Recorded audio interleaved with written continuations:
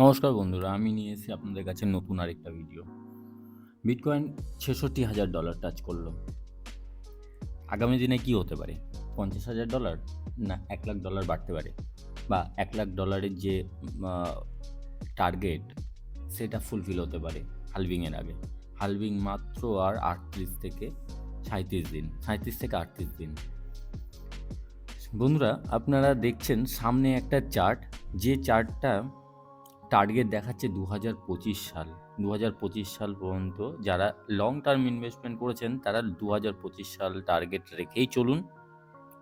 আর যারা short term investment actually যারা trade করছেন তাদের তো ডাউন নামুক বা আপ যাক, তাদের ট্রেডিং পজিশন প্ল্যান করতে পারেন এবং সেই অনুযায়ী ট্রেড করতে পারেন। তো আজকে ফার্স্ট নিউজ দেখে নেওয়া যাক। ETF এর বাইং। ETF বাইং আপনার ব্ল্যাক রক ২০১০টা বিটিসি বাই করেছে। ফেডালিটি বাই করেছে ২,২38টা এবং গ্রে স্কেল সেল করেছে ২,০০৫টা। তাছাড়া ছোটোমোটো বাইং আছেই। তার মানে ব্ল্যাক রক আর ফেডালিটি দুজনের মধ্যে, দুটো ETF কোম্পানির মধ্যে বাইংটা কন্টিনিউ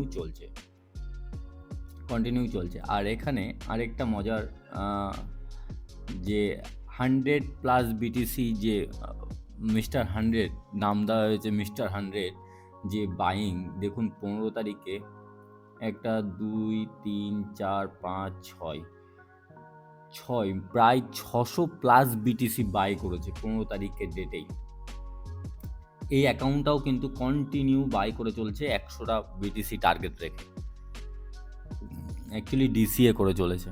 এই জন্যই বন্ধুরা আমি বলি যে যখনই কোনো প্রাইজ একবারে কিনবেন না, প্রাইজ অ্যাকশনে গিয়ে একবারে টোটাল অ্যামাউন্ট লাগাবেন না। যেটাই প্রজেক্টে যেখানে ইনভেস্ট করুন না কেন, সে শেয়ার মার্কেট হোক বা ফরেক্স হোক বা ক্রিপ্টো হোক, সেখানে পার্ট বাই পার্ট বাইং করার চেষ্টা করুন, অল্প অল্প করে কেনার চেষ্টা করুন। ফেডালিটি তো দেখলেন, ওইখানে ফেডালিটি প্রায় আপনার 156 মিলিয়ন আর কি বাই করেছে। সেটা তো প্রথমেই দেখলেন। আর জিবিডিসি আউটফ্লো প্রায় হচ্ছে 139 মিলিয়ন 15 তারিখে। সব থেকে মজার ব্যাপার আমাদের চেক করতে হয় ফান্ডিং রেট। যখন মার্কেট ওপরে যেতে শুরু করে না, মার্কেট কন্টিনিউ অনেক দিন থেকে মার্কেট ওপরে যাচ্ছে, তখন আমাদের ফান্ডিং রেটটা বাড়তে শুরু করে। ফান্ডিং রেট ডেরিভেটিভ এক্সচেঞ্জে অ্যাকচুয়ালি কী হয়, আমরা যখন নর্মাল এক্সচেঞ্জে ট্রেড করি সেটা কিন্তু 1:1 হয়। 1:1 মিনস আমি এটা বলতে চাইছি যে হয়তো আপনি সেল করছেন, আমি হয়তো বাই করছি, বা আমি সেল করছি, আপনি হয়তো বাই করছেন। এক্সচেঞ্জ অ্যাকচুয়ালি এটাই হয়, কিন্তু ডেরিভেটিভ এক্সচেঞ্জগুলোতে এটা আপনি এক্সচেঞ্জের এগেনস্টে আপনারা বাই সেলটা করেন। তো এখানে যখন মার্কেট ওপরের দিকে যেতে শুরু করে, তখন তো সবাই লং করতে শুরু করে, যে মার্কেট ওপরে যাচ্ছে মানে সবাই কন্টিনিউ লং করতে শুরু করে। এক্সচেঞ্জগুলোকে তো তাদের লংয়ের টাকা তো দিতে হবে। তো সেই সময় এক্সচেঞ্জগুলো ম্যানিপুলেট করে, অ্যাকচুয়ালি মার্কেটকে ডাউন করানোর চেষ্টা হয় এবং ডাউন করে দিয়ে লং লিকুইডেট করে। তো এখানে যেমন আজকে মোটামুটি রিসেট হয়েছে, যে ফান্ডিং রেটগুলো রিসেট হয়েছে। না হলে এগুলো দেখবেন অনেকটাই হাই থাকে। যখন লং যাবে মার্কেট, তখন আমি দেখাবো কি পরিমাণে হাই থাকে। এবার চার্টে ফিরে আসা যাক। চার্টটা দেখুন, এখানে আমি যদি 6 ঘন্টার একটা যদি আমি ট্রেন্ড লাইন ধরে, মানে 6 ঘন্টার যদি আমি ক্যান্ডেলগুলো ধরে চলি, তো এখানে দেখুন একটা ট্রেন্ড লাইন নিয়ে চলছে আর কি। প্রায় 4 তারিখ থেকে শুরু করে জাস্ট আপ যাচ্ছে, আপ গিয়ে আবার ডাউন নামছে। এই দুই জায়গায়, এই ট্রেন্ড লাইনকে দুই জায়গায় টাচ করে আবার মার্কেট ওপরে উঠে গেছে। তো এই ডাম্পটার ক্ষেত্রে একটা ঘটনা যেটা ঘটেছে যে ডাম্প নেমেছে 6 ঘন্টা, তারপরে 6 ঘন্টাতে মার্কেট উপরে উঠে দিয়েছে। কিন্তু এই ডাম্পটার ক্ষেত্রে ডাম্প নেমেছে, মার্কেট একটুখানি গেছে, গিয়ে কিন্তু আবার উপর থেকে রেড রেড ক্যান্ডেল তৈরি হচ্ছে। দেখুন, যতক্ষণ না $55, মানে আমি বলে দিচ্ছি, যতক্ষণ না এই যে জোনটা আছে 53 টু 50,000 থেকে $53,000, এই জোনটা যতক্ষণ না ব্রেক করে নিচে নামছে ততক্ষণ পর্যন্ত ভয় পাওয়ার কোনো কারণ নেই।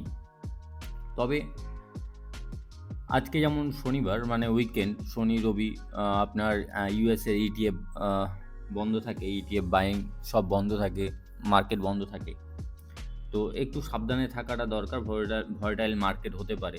যারা বড় বড় খিলাড়ি তারা শনি রবিবার মার্কেটে ট্রেড করেন না।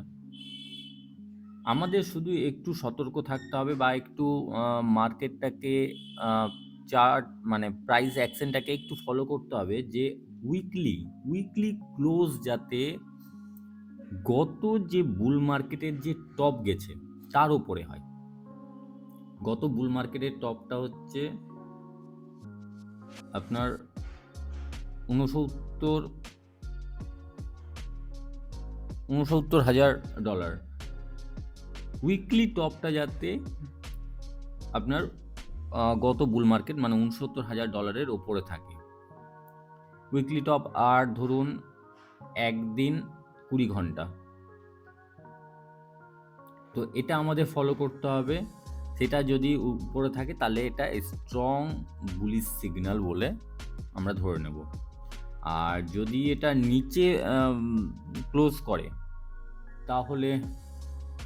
তাহলেও ভয় পাওয়ার কিছু নেই বন্ধুরা। এখানে এই জায়গাটা একটু মনে রাখুন, এই জোনটাকে মনে রাখুন। এই জোনটা 53,000 থেকে 50,000, এটা যতক্ষণ ব্রেক করে নিচে না নামছে ততক্ষণ পর্যন্ত আমরা প্যানিক করব না, ভয় পাবো না। আর সবথেকে বড় কথা, প্যানিক যখনই করবেন, প্যানিক করে যখনই বিক্রি করবেন বা সেল করবেন, তখন কিন্তু আপনারটা বড় বড় ভেল যারা বসে আছে তারা কিন্তু কেনার জন্য রেডি আছে। তাহলে আপনি ভাবুন, এই রেটে তারা কিনতে পারছে, কিন্তু আপনি এই রেটটা আপনি ধরে রাখতে পারছেন না। ওই জন্য বলি, যে অ্যামাউন্টটা আপনার এক্সট্রা অ্যামাউন্ট পড়ে আছে সেই অ্যামাউন্ট দিয়েই বাই করার চেষ্টা করুন। কোনো জায়গা থেকে লোন নিয়ে বা কোথাও থেকে টাকা ম্যানেজ করে বাই করবেন না, যেটা আপনাদের মেন্টালি চাপ এবং মানে আপনাদের মেন্টালি চাপ বাড়িয়ে দেবে। সব থেকে এক্সট্রা টাকায় আপনি ইনভেস্ট করুন, সেই ক্রিপ্টোতে হোক বা শেয়ার মার্কেটে হোক বা ফরেক্স হোক।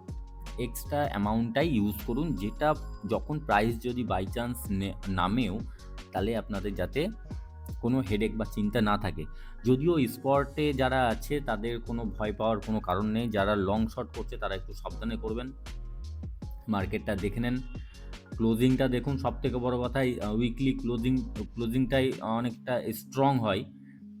আর এটা ক্র্যাশের কোনো কিছুই নেই। এখন বুল মার্কেট কেবল স্টার্ট হচ্ছে বা স্টার্ট হয়েই গেছে। কারণ আমরা মেন জায়গাটা আমরা কখনোই বুঝতে পারি না যে স্টার্ট হচ্ছে, এই জিনিসটা বুঝতে পারি না। দেখবেন কখন অগোচরে শুরুই হয়ে গেছে। আর সব থেকে বড় কথা, ভেলদের কেনা শুরু হয়েছে মানে বুঝতেই পারছেন, যারা বড় বড় খিলাড়ি তারা কিনছে মানে অলরেডি স্টার্ট হয়ে গেছে। আমরা যখন কিনবো তখন অলরেডি মার্কেট ওপরে, তখন থেকে কিনতে শুরু করবো। আমরা এই ভুলটা তো এখানেই করি না। তবে দেখুন, এই উইকলি ক্লোজটা আমাদের খুব ক্লোজভাবে ফলো করতে হবে, যাতে এটার নিচে না ক্লোজ করে। 69,000-এর উপরে যাতে ক্লোজিংটা হয় উইকলি, সেটা দেখতে হবে। চিন্তা করার কিছু কারণ নেই বন্ধুরা। মার্কেট ওপরের দিকেই যাবে, বুলিশই আছে যতক্ষণ পর্যন্ত না 55,000 নিচে নামছে। ভিডিওটা ভালো লাগলে লাইক করুন, যারা নতুন দেখছেন তারা সাবস্ক্রাইব করুন, ফ্রেন্ড অ্যান্ড ফ্যামিলির সাথে শেয়ার করুন। এরপরের নেক্সট আরও ইন্টারেস্টিং ভিডিও নিয়ে আসবো, সঙ্গে থাকুন।